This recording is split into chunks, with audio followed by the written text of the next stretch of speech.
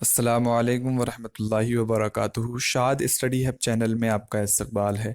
मैं मोहम्मद दिलशाद छठी जमात के निसाब में शामिल उर्दू गुलदस्ता का चौथा सबक लेकर आपकी खिदमत में हाजिर हूँ। आज के सबक का उन्वान है कौन से दिन अच्छे। आज के सबक में हम पढ़ेंगे कि किस तरीके से एक सेठ अपने घर में आने वाली नई बहुओं से दिनों के बारे में सवाल करता है कि कौन से दिन अच्छे हैं और उनकी तरफ से अलग अलग जवाबात मिलते हैं। फिर वो रियल लाइफ में हम कह सकते हैं अमली तौर पर ज़िंदगी गुजारने में जब उस तरह के दिन सामने आते हैं तो फिर वो उन्हें उन दिनों की याद भी दिलाता है। चलें सबक शुरू करते हैं। बुंदेलखंड के एक शहर में एक सेठ रहता था। वो बहुत मालदार था, उसकी कई हवेलियां थीं, जमीन जायदाद थी। उसके घर में हुन बरस रहा था। हुन कहते हैं दौलत को।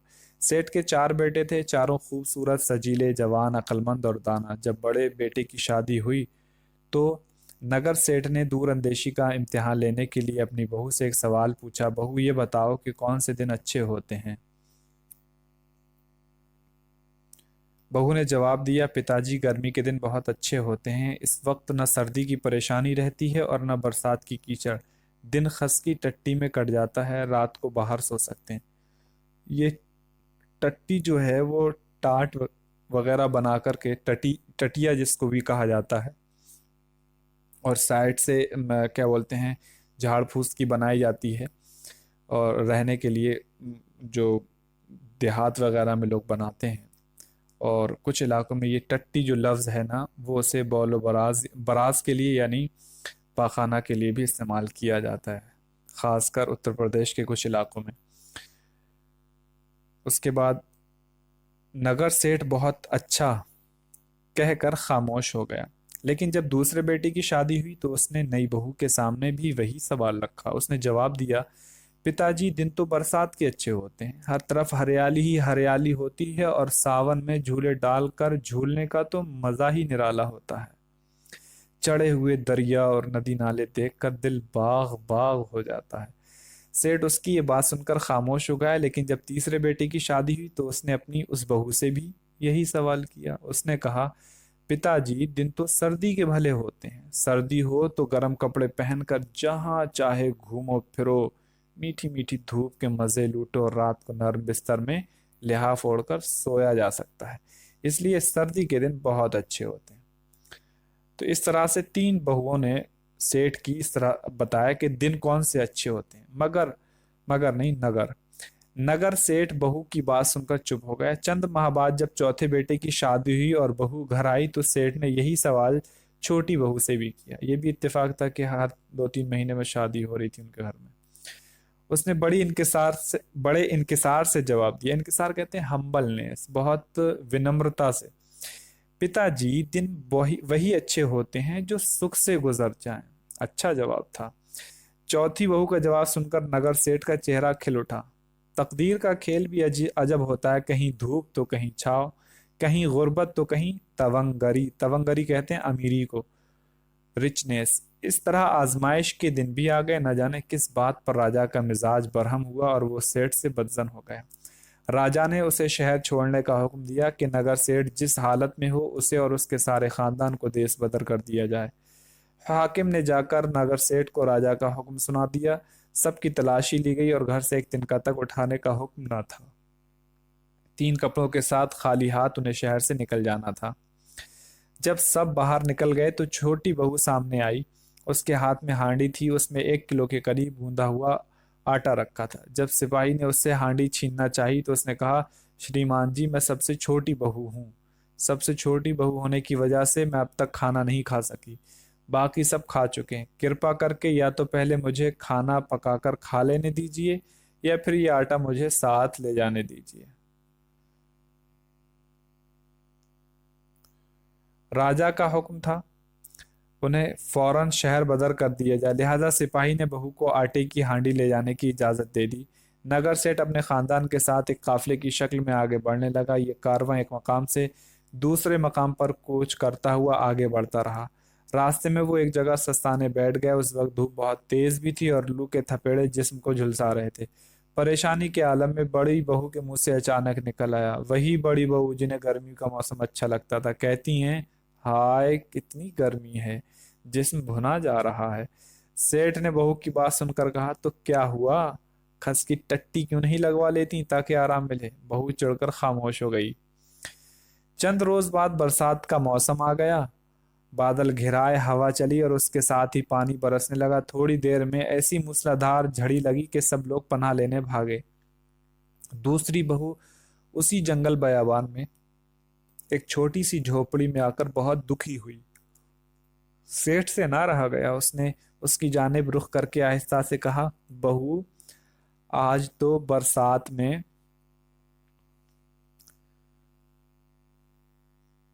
झूले डालकर झूलने में मजा आ जाएगा। दूसरी बहू झेप सी गई, यानी उसे शर्म आई।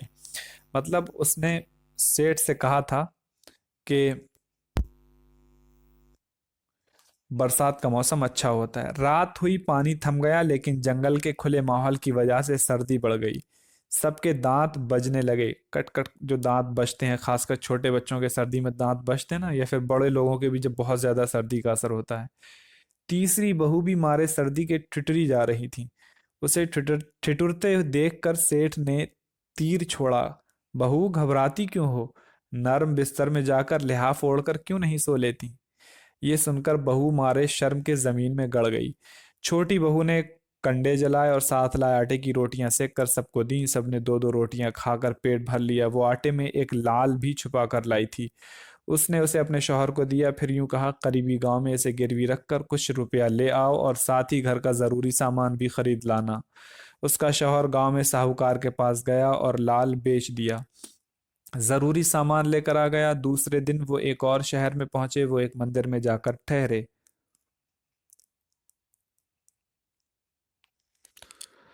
सेठ ने उन रुपयों से तिजारत शुरू की आहिस्ता आहिस्ता।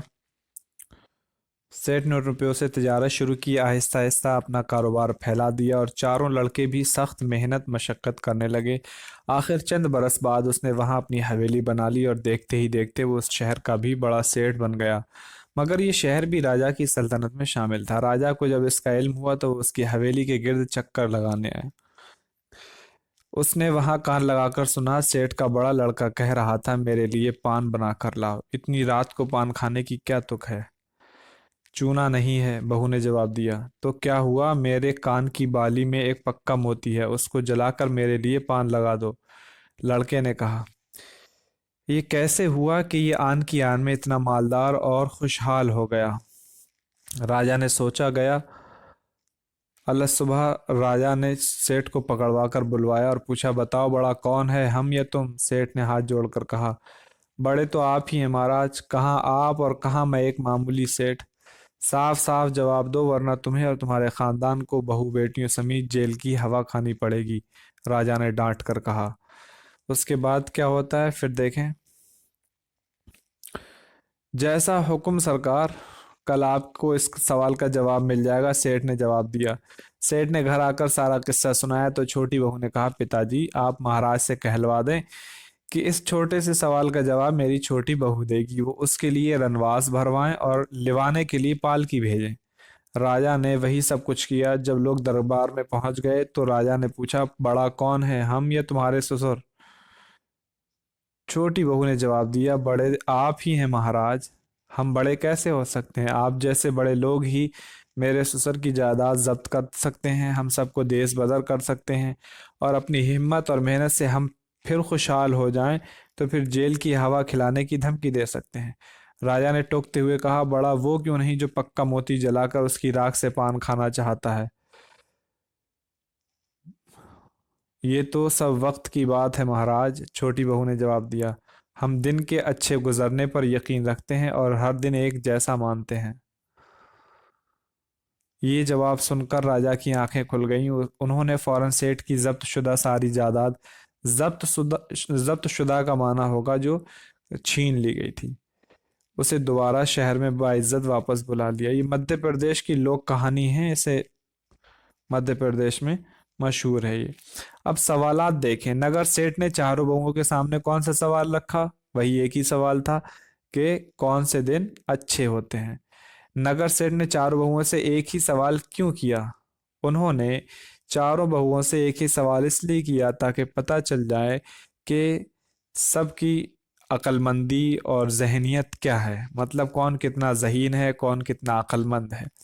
दूसरी बहू ने नगर सेठ के सवाल का क्या जवाब दिया? दूसरी बहू ने, पहली बहू ने तो गर्मी के बारे में जवाब दिया था, और दूसरी बहू ने कहा कि मौसम जो है वो बारिश का ही अच्छा होता है। शहर बदर होने से पहले छोटी बहू ने सिपाही से क्या कहा? उसने कहा, श्रीमान, छोटी बहू होने की वजह से मैंने खाना नहीं खाया है। अब या तो मुझे खाना पकाकर खाने दो, या फिर मुझे ये आटा साथ ले जाने दो ताकि बाद में पकाकर मैं खा सकूं। छोटी बहू ने राजा को क्या जवाब दिया? छोटी बहू ने राजा को जवाब दिया,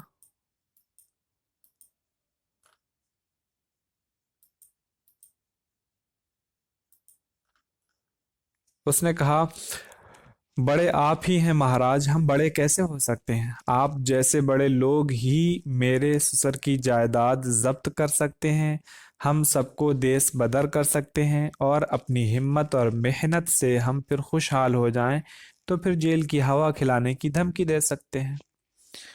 राजा को अपनी गलती का एहसास किस तरह हुआ? राजा को अपनी गलती का एहसास उस जुमले से हुआ जब छोटी बहू ने कहा, हम दिन के अच्छे गुजरने पर यकीन रखते हैं और हर दिन एक जैसा मानते हैं। ये जवाब सुनकर राजा की आंखें खुल गईं, और उन्होंने फौरन सेठ की जब्तशुदा सारी जायदाद लौटा दी। तो इस तरह से ये मश्क मुकम्मल हुई। ये सबक आपको समझ में आ गया होगा। किसी भी तरह की कोई दिक्कत पेश आती है तो आप कमेंट बॉक्स में ज़रूर पूछें। हालांकि अभी तक लोग पूछते नहीं उसके बारे में, लेकिन आप पूछ सकते हैं। और अगर आपने हमारी पिछली वीडियोस नहीं देखी हैं, इससे पहले जो हमने पहली जमात से सीरीज़ मुकम्मल की है, अगर वो आपने नहीं देखी है तो इस वीडियो के डिस्क्रिप्शन बॉक्स में आपको उन वीडियोस के लिंक मिल जाएंगे। आप वहां जाकर उन वीडियो से फ़ायदा हासिल कर सकते हैं, इस्तेफादा कर सकते हैं, और दूसरों को भी शेयर कर सकते हैं। मिलते हैं आपसे अगली वीडियो में एक नए सबक के साथ। तब तक आप अपना ख्याल रखें। अल्लाह हाफिज़।